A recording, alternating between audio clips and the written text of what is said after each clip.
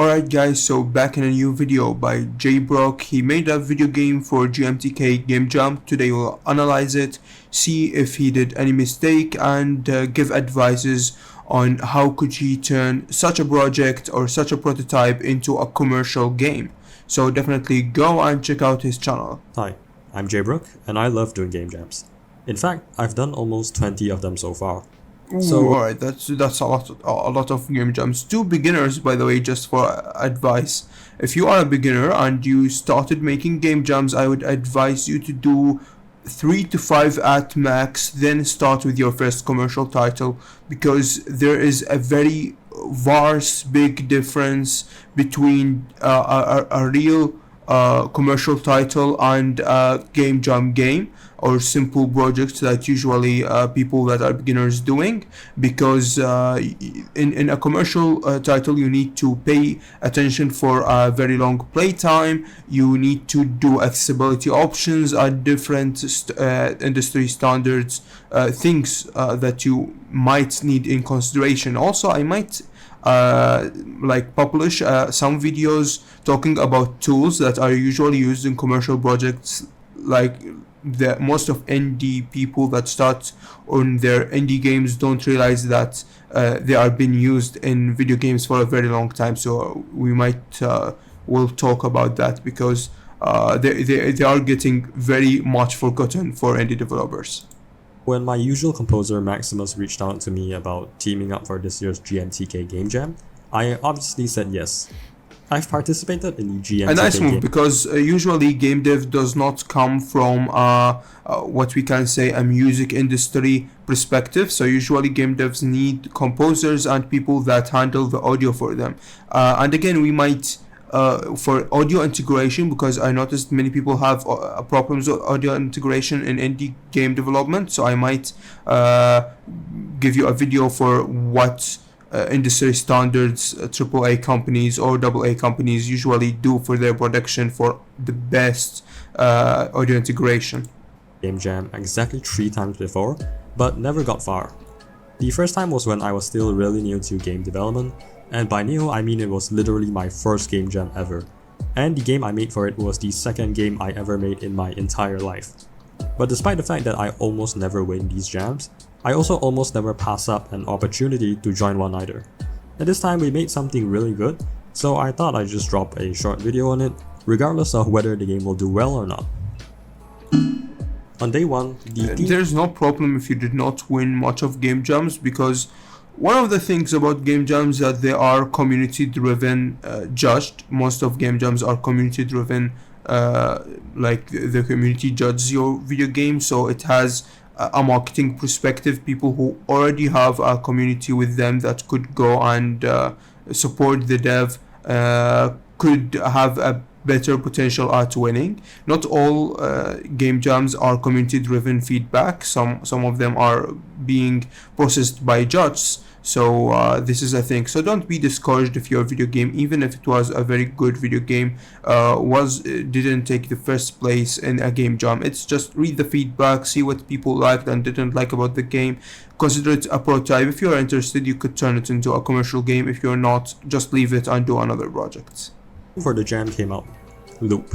It's an interesting theme. Again, I hugely disagree with GMTK Game Jam for doing such a theme, because every game has a game loop. So you have only implementation for narrative design or art style for art direction for loop, which are not considerably good to be implemented in game jams. And for gameplay, every gameplay, mostly 90% of gameplay of video games are have a loop or a game loop mechanic. So usually that is already implemented in mostly any type of video game, and it could be distinguished only by good narrative design and good art direction, which is stupid to be done in a game jam, because art direction and good narrative design take months to master, or to be implemented in a video game.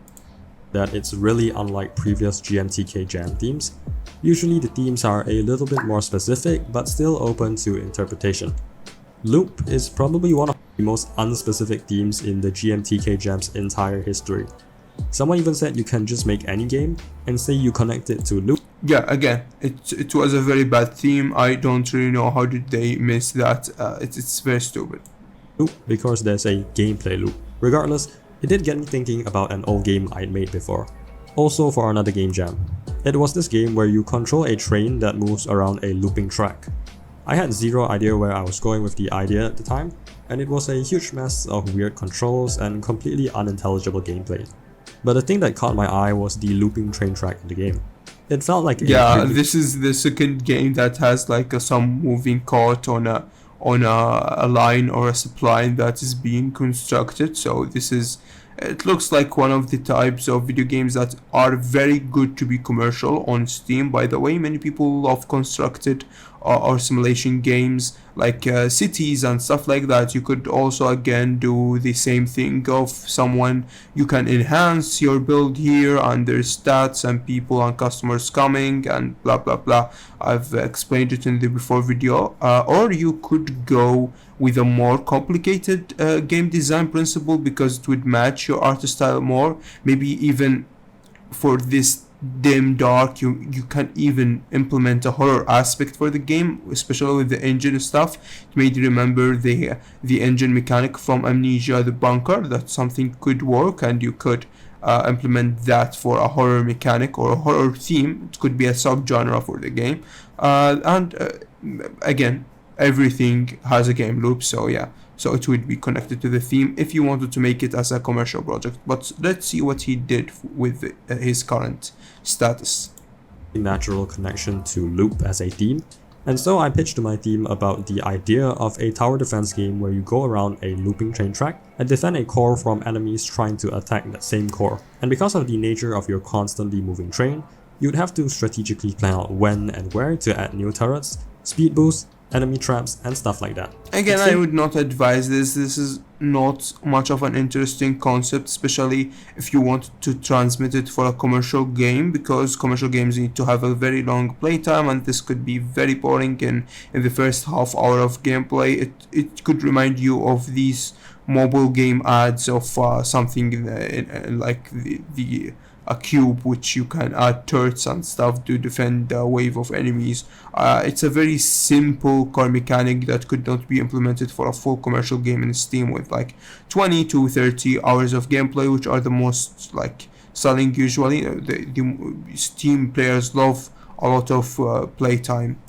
A little bit ambitious for a 4-day game jam, but I already had a lot of experience setting up a top-down camera system and a card system from a previous dead project, so I figured it couldn't be too bad. Plus, I already had the whole train track system done in the original train game, so I could just use that for inspiration. But most importantly, the team seemed to quite like the idea of the game, and we decided honestly pretty quickly to just go along with it. For the rest of day 1, I resolved to just set up the foundational systems of the game. The first thing I did was add the camera so you could zoom and drag the screen around. Then I added the train tracks and a pathing system so the train could follow the tracks. Our artist Navi also set up the character sprite really fast, and overall everything was starting to come together. I really wanted to do more with the tracks thing, like letting the player edit the tracks during the gameplay for a better strategy, but quickly realized here where you can make the gameplay much more fun. You have an island, a moving island, and you could set up defenses in the same way that you are doing with rails and like the stuff. And these islands are moving in a very big ocean or a sea, and you could meet another player's island and fight, which could make the game more exciting. You really have a purpose of like competitive purpose of upgrading your island, like putting best defenses and best strategies and best ways to go in. So this is a very initial idea, by the way. It has a lot of holes, of course, for gameplay and stuff, but I'm talking also for a commercial title, for a game jam it's very out of scope. But yeah, so a moving island there, it's an island that moves in the sea. There's multiple islands for multiple players, and you face a random player when you are moving. You can, of course, have very, very amazing mechanics. Like you have a compass that tells you there is an enemy in that direction, so you sail in a different direction for that. You could go with customization for your island shape. For example, you could make it like a Halloween theme or stuff like that, which could be very good for the events that comes on Steam and stuff. So yeah, that's a very simple thing. You can also develop on this idea way more than what I'm talking about, but it is a competitive thing that would give you also playtime and complement your current build mechanics way better. Difficult it was going to be. Again, this is for a commercial game, not for a game jam, because it's very out of scope. Especially in the time frame that we had to work with. In the meantime, Navi had already drawn new sprites for the player, the turrets, and the tracks, so I promptly added all of those things in, plus the core to defend and a basic enemy. With that, I went to sleep and ended day 1. While I slept, Navi, our main artist, and Scummy, our secondary artist, had both been hard at work and came up with a ton more art. This is pretty good art, by the way. The art is very amazing. I like the style they are going for, like this silhouette, the color choosing and stuff. It's all top notch. This is a very amazing art for a video game. Navi drew some absolutely jaw-dropping art for the cards, and Scummy helped prototype the enemy sprites. When I woke up, I immediately got to work patching in all their art and shaping everything into a playable game. The idea for the game at this point was to basically be a wave-based tower defense, so every wave you have to survive a certain amount of time where enemies try to attack your core. To kill enemies, you deploy cards like the rat turrets, which earns you money, and when the wave ends, you can use that money to buy more cards and upgrades. This Mexican colored art style, funky art style is very amazing. It's an amazing way to do the art for the game. This is salute for such a good art direction for a very short time. I really like this. Both of which you'll desperately need later on, because the enemies get stronger and more numerous with each wave. You should make the enemies spawn in a circle pattern, and of course do not pass the walls in such a way, because this looks a bit immature. And while I was cooking up the game's whole flow, our composer Maximus was working on the game's music. Of course, this being a game jam, I told Max to just make some silly tunes and... Alright, this is a good thing. Again, the artist and the musician made a very amazing stuff.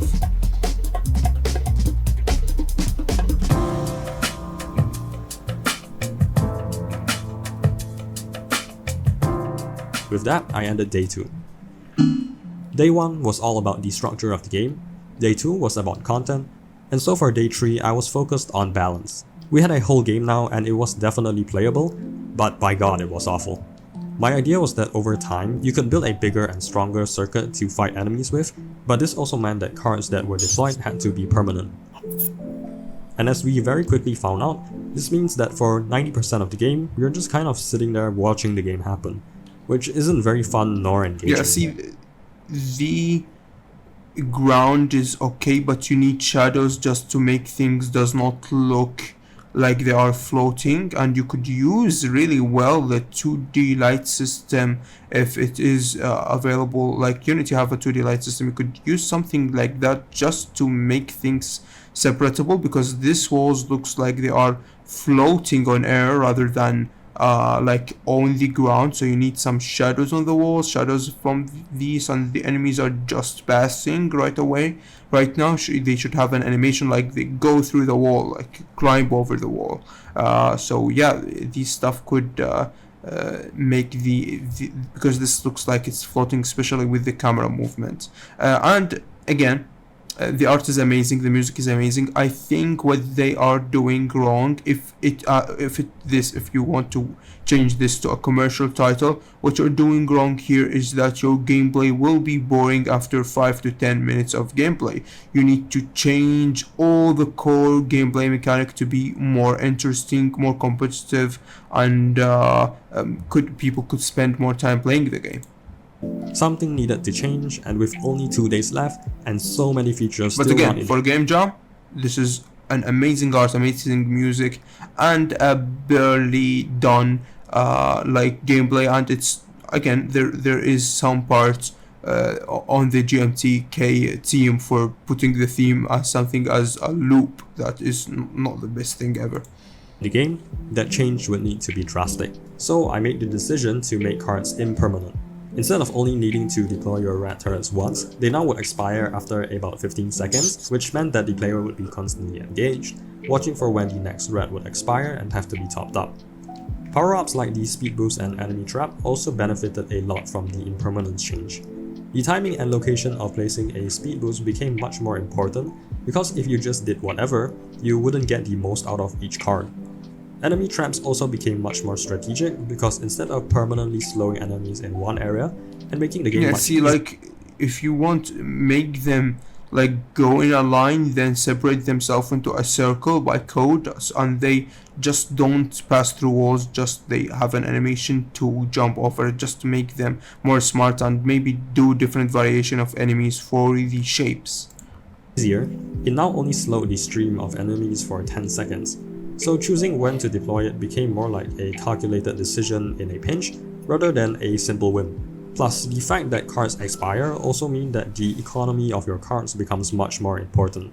Because you now have a finite number of turrets each wave, if you run out of turrets before the time is up, you're essentially cooked. And that even extends to the shop, because now you're always looking to stockpile on more turrets, but at the same time you have to determine when you need more non-turret power-ups as well. And it becomes this delicate balancing act of choosing between more turrets and more power-ups. It wasn't perfect, but the game did finally feel at least somewhat fun and engaging now, which was a great sign, because I didn't have much time on day 3, and that was basically all I could get done. So that meant I only had 1 day left to finish adding all of these things. So polish, this keeps it at the end, maybe some post-processing and the things I told you about the shadows and the animations. The sound effects, of course, this is crucial with the shake stuff in the camera. A better menu, pause menu, you need these, but these could be done very easy, especially if you made it before. You just copy and paste code and stuff like that, especially if you don't have a very complicated setting menu, which is crucial for commercial games, something that people don't understand. Like a very good setting menu is crucial for like commercial games. Redo timer sprite, this is ignored. Rot death animation, if you have a missing animation, this should be done, because like the animation going over the wall and and any animation should not be neglected, because it would make the game look less mature. Edge page, this is crucial. Background tiles, they are fine, you just need some shadows. Enemy attack sprite, that's a crucial thing too. And enemy spawner sprites, you could neglect that. I saw there's some skeleton thingy, you can like just put that as a spawner sprite. As soon as I woke up, I immediately got to work. Day 4 was all about polishing the game into something presentable, which meant a lot of it was just implementing all the banger art from Navi and Scummy. Yeah, Navi and it's not a good time to not having like actual the bug list thingy, because now I think they allow you in GMTK Game Jam to do the glitch fixing after publishing, so you can do like patches. So this is an amazing thing. Some absolutely beautiful designs for the gameplay UI, which made it look less like a prototype and more like an actual game. I also made cards properly show their cost, number of users left, name and description. Everything is nice. The font, the art, the color choice, everything in art direction is very, very, very good. Which took way longer than I thought. Scummy helped finish off the sprites for the enemies and their spawners, and then it was all about sound effects. Maximus, our genius composer, once again comes in clutch to basically handmake all of our sound effects, which made my job of patching them in much, much easier. And with 6 hours left before the jam ended, this was what we had. I would switch this maybe to purple, because it matches your colors more. I know you have some yellow in your art direction, but purple could match. A purple or the blue color you used in the card could match more. But this is too good, by the way, just for a memory. Yeah, this is amazing.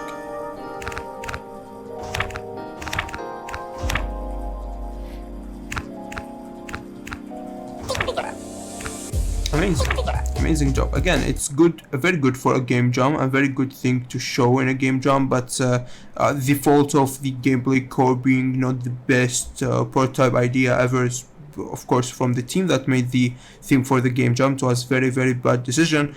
And for a commercial game, no, you need to cancel, keep the card thing, you need to cancel the bird mechanic and watch the threat. It's not enemies, it should be competitive thing, like a multiplayer thing, which could make the game way more better and give you way more playtime. And you, with this art direction, you should go and work in a team with the same people that you did, and you could publish a very successful title in Steam if you really put the time and effort on that.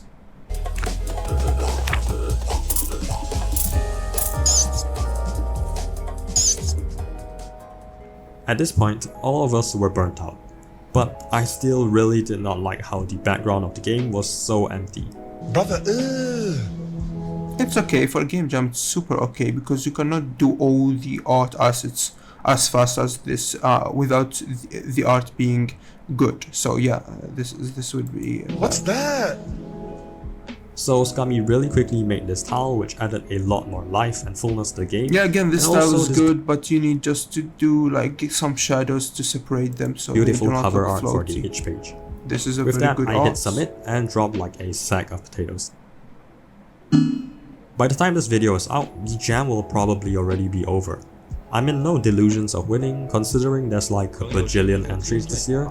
Yeah, But there's a lot overall, of I think this entries. might be the best jam game I've ever made. But to be honest, it's a very good game with a very good potential, especially in art direction and music direction. So you could make this game if you updated the ideas on the game mechanics to be very successful commercial game on Steam. So definitely, guys, go and check out his channel, go support him. Thanks for watching, and see you in the next episode.